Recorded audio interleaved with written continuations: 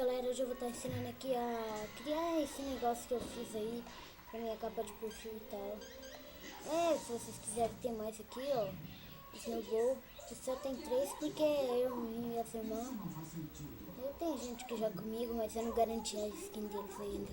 Primeiro você vai vir aqui no skin, nova skin, como onde você cria essa skin e tal. Aí você vem aqui de boa. Aí você clica aqui, ó, Wipers. Aí você escolhe o seu. Ó, tem muitos aqui. Tem esse de selfie, é bem legal. Tem esse de matando o Herobrine, que louco. Aí, deixa eu ver. Ó, que louco. Aqui, ó. Aqui, ó. Ó, mas aquele também tava foda, hein, véi.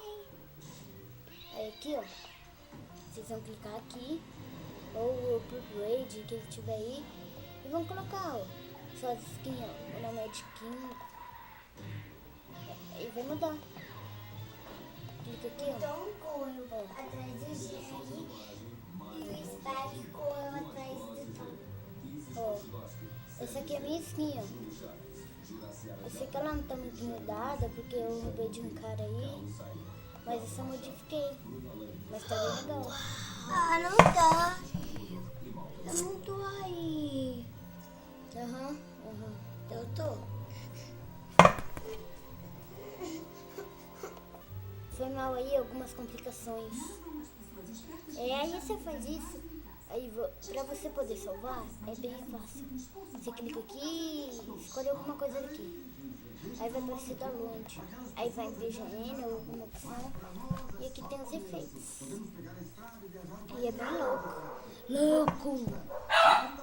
Louco a beça. É assim, então, esses são meus primeiros vídeos. Desculpe se o som tá baixo. Falou, fui. Beijinho. Só que não. É que o meu irmão tá com alguns